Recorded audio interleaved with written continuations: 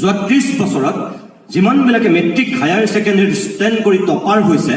5 জনৰ নাম যদি মই তোমালোকক সুধো কোনেও ক'ব নোৱাৰা 5 জন টপাৰ হোৱা মেট্ৰিকত হায়াৰ ছেকেণ্ডেৰীত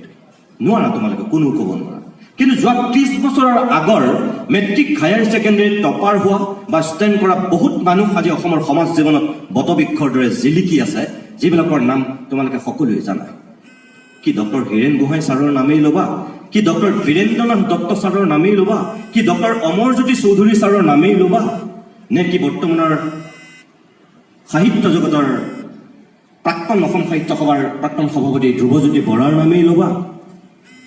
অজস্ৰ মানুহ আছে যে পৰৱৰ্তী সময়ত সঁচাকৈ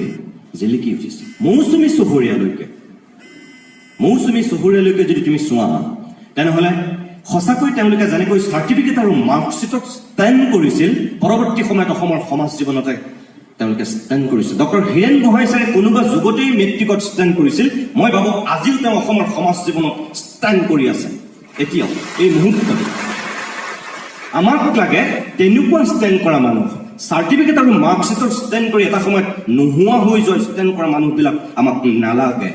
সঁচা অৰ্থত জাতিৰ কাৰণে সমাজৰ কাৰণে দেশৰ কাৰণে যিবিলাকে কাম কৰি পেলাই অলপ হ'লেও উজলি উঠিব কিবা এটা সেৱাৰ মনোভাৱেৰে কিবা এটা কৰিব তেনেকুৱা ষ্টেণ্ড কৰা মানুহ লাগে তোমালোকে ফাৰ্ষ্ট ক্লাছ ফাৰ্ষ্ট বহুত হ'বা মই জানো অকল চাৰ্টিফিকেট আৰু মাৰ্কশ্বিটত ফাৰ্ষ্ট ক্লাছ ফাৰ্ষ্ট হ'ব নালাগে সকলো মনত ৰখাকে তুমি ফাৰ্ষ্ট ক্লাছ ফাৰ্ষ্ট হোৱা সকলোতে সেইটো তোমাৰ কৃতিত্ব সেই মানসিকতাৰে যদি তুমি কাম কৰিব পাৰা তেতিয়াহ'লে উচ্চ শিক্ষা গ্ৰহণৰ সাৰ্থকতা থাকিব মই ছাত্ৰ ছাত্ৰীৰ আগত কথা ক'বলৈ পালে মই কৈ থাকিব পাৰোঁ কিন্তু মই এতিয়া যাবগৈ লাগিব মোৰ 2টা বজাত ফ্লাইট আছে শেষত ডিব্ৰুগড় বিশ্ববিদ্যালয়ৰ স্নাতকোত্তৰ ছাত্ৰ সন্থাই যিবিলাক শেহতীয়াকৈ এই বিশ্ববিদ্যালয়খনত পদক্ষেপ লৈছে উত্তৰণ গোস্বামী ডেভিড হাজৰিকাহঁতৰ নেতৃত্বত মই তেওঁলোকৰ সেই প্ৰচেষ্টাক ধন্যবাদ জনাইছোঁ আৰু লগতে শলাগ লৈছোঁ বিশেষকৈ ছাত্ৰীসকলৰ সমস্যাৰ কাৰণেও যে তেওঁলোকে কিছু দৃষ্টি নিবদ্ধ কৰিছে এই চেনিটেৰী পেড ইয়াত ডিছপ্লে কৰাৰ ক্ষেত্ৰত